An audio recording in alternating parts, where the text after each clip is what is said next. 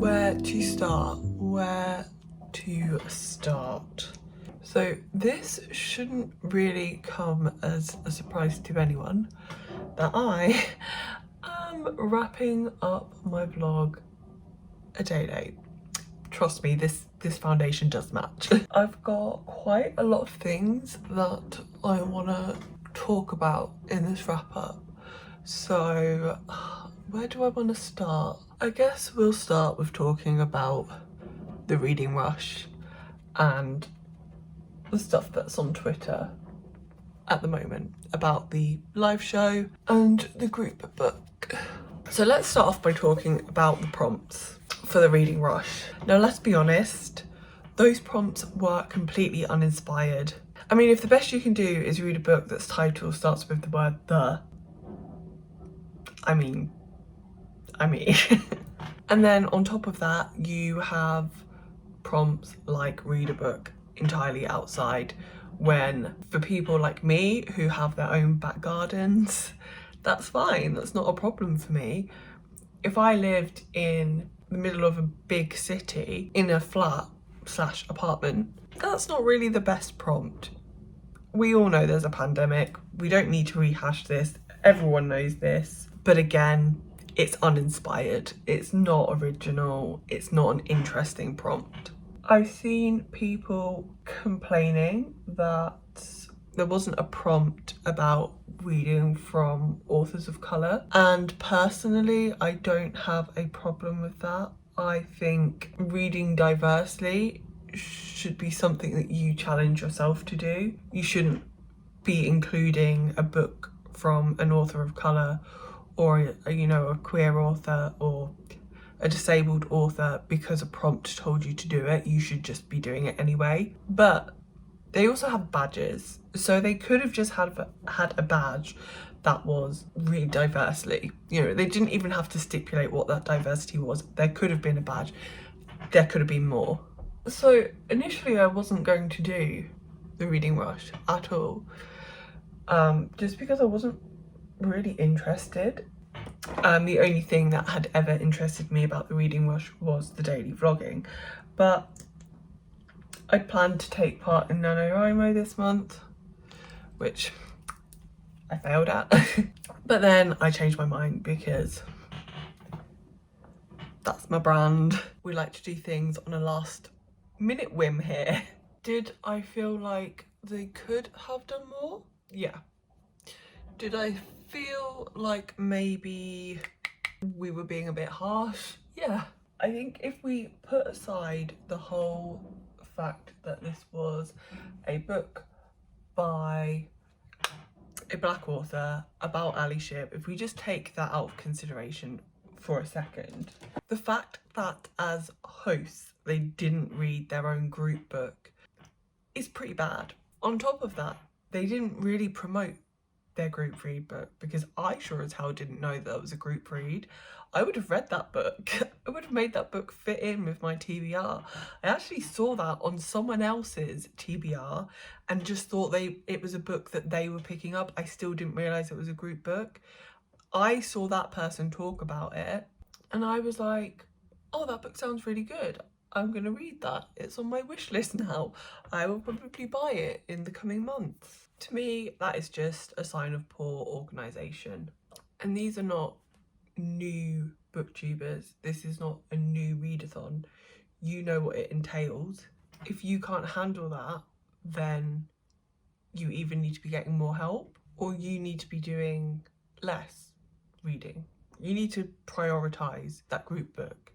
Now, let's say you try and do that and you still get to the point where you haven't read the group book. They knew that well before going into the live show that they weren't going to have this book read. So postpone it, or ask other creators who have read the book to come onto the live show and they can talk about it. It's just so insensitive and ignorant the way that they acted, and as a woman of colour, I am offended. I'm not going to say that I am definitely never going to participate in the reading rush again. I feel like people can learn and they can grow, and hopefully that's what happens here. But changes will need to be made. There will need to be a much better apology, and I don't mean like wait until we're ready to run another round and then we'll, you know, put a better apology out there. Like, we need that apology now. And it's a real shame because it's just left me feeling kind of annoyed about all the time that I've put into this. I'm glad I didn't. I was going to do the Instagram challenges and I'm glad I didn't, because just like all the reading and all the editing, I just feel a bit frustrated.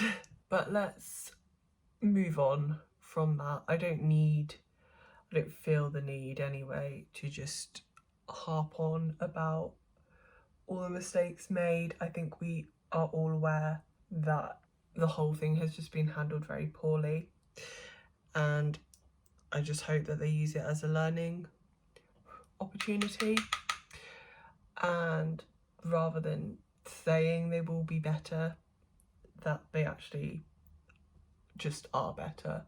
But anyway, let's talk about my reading for the past week. Let's talk about something positive. So I read a total of 1,343 pages, and that was across 8 books. So the first book was Tangleweed and Brine, and this was to fulfill the prompt to read a book with a cover that matched my birth month gemstone. So I was born in September, so my birthstone is a sapphire, so blue. I then replaced that with the audiobook for My Favourite Girlfriend Was a French Bulldog, and I didn't love that either. I ended up giving that book 2.5 stars, but rounding it down to 2 because 3 stars felt too high. For me, the reason for the kind of, I wouldn't say it's necessarily like a bad rating, but the lower rating is just that I couldn't connect with the story because of the narration style. So that just wasn't like the best prompt for me. Just struggled to connect with the books that I was picking up. Maybe it's because I hate sapphires. So the next prompt was my fave, to read a book that starts with the word the. So for this I read The Avant-Garde. So I said in my last update that I was going to try and read the 3 remaining comics that made up volume 1, and I read one and I was going to read it in bed, but my iPad died, so I didn't finish them last night, but I did read them on my lunch today, so I'm actually just going to count them because I'm pissed off with the reading rush right now, so I'm just going to do what I want. And I gave Avant-Garde 5 stars. It was so good, so good. The art style, if you know me, I really messed this up.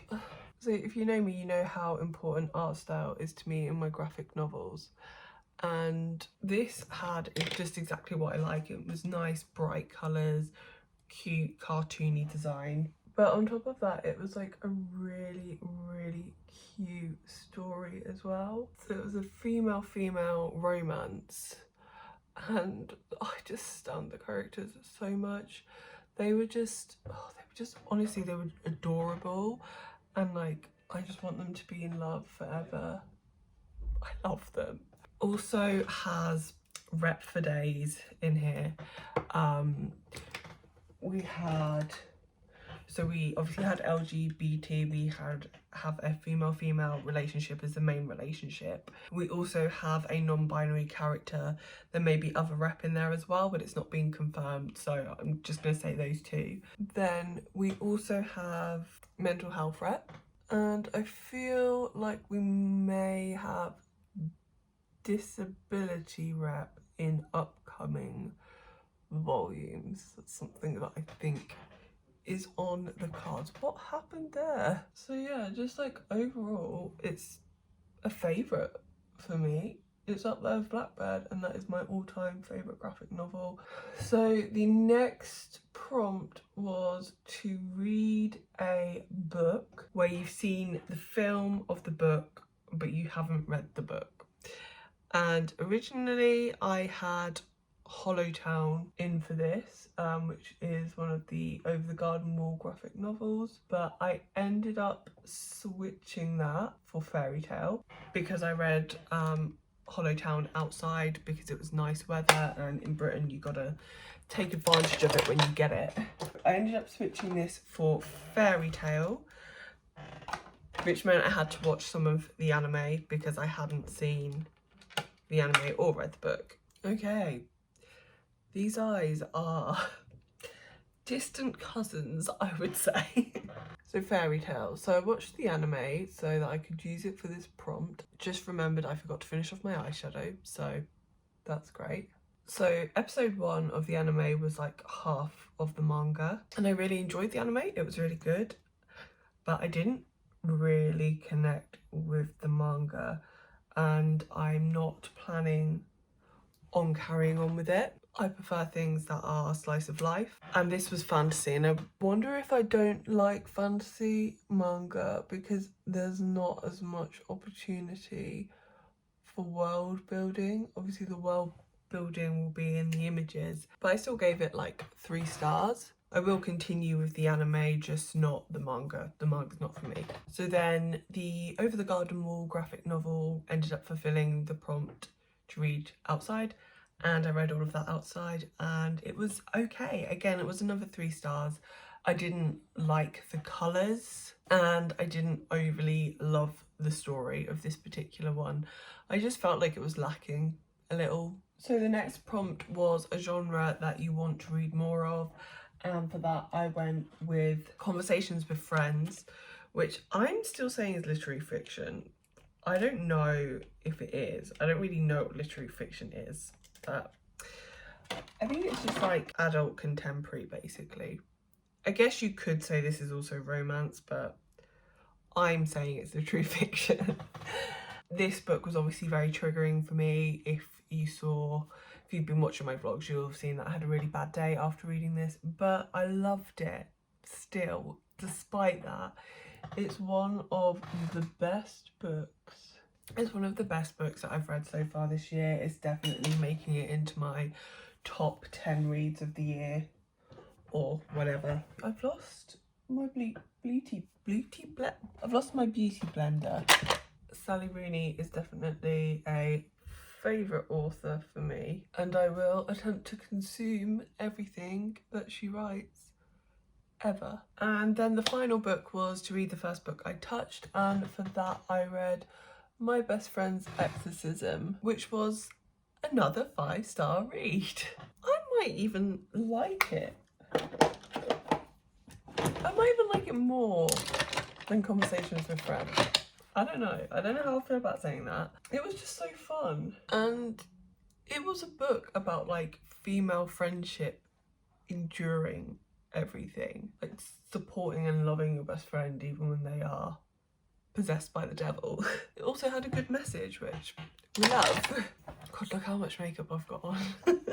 I've missed out a book. So I missed out a prompt. I missed out the prompt to, I can't do this and talk at the same time, read a book set on a different continent, and for that I read A Dead Djinn in Cairo. It's obviously set in Egypt, so Africa, and I gave that 4 stars as well. That had really, really great world building for something that was so short, and really great characterization for something that was so short, so I was very impressed with that one. Overall, I actually had a very successful reading week. I had 1 DNF, 1 2-star, 2 3-stars, 1 4-star, and 3 5-stars. Yeah. And I would say I'm actually someone who's very picky with my 5 stars. For me, a 5-star book has to be perfect. There has to be nothing that I would change. And I've got an English Lit degree. I'm like programmed to read critically. And I have like a lot of issues with how characters are often portrayed in books, but I just got really lucky. I think just overall this month I've just had a really good reading month. For the most part, like for the most of this year, I don't even know if I've given out 3 5-stars the entire year. I don't know, maybe I'm less picky than I have been in the past, who knows. I know, I could look back and I could probably work that out. So, reading rush. Are we going to participate in it again? Possibly not. Do we regret participating in it? A little bit. Feel a little bit uncomfortable about everything. But the reading was amazing. I read so many good books. I did, despite the stress and the pressure, enjoy daily vlogging. So anyway, I'm going to wrap this vlog up here. I'm hoping that these final thoughts were somewhat informative because I don't really know what I've just said. I've kind of been like focusing on doing my makeup and just words have been coming out my mouth. So this is going to be fun to edit. If you have made it this far, thank you so much for watching. Please comment, like and subscribe. And please come back and see me in another video soon. It won't be tomorrow though. Bye.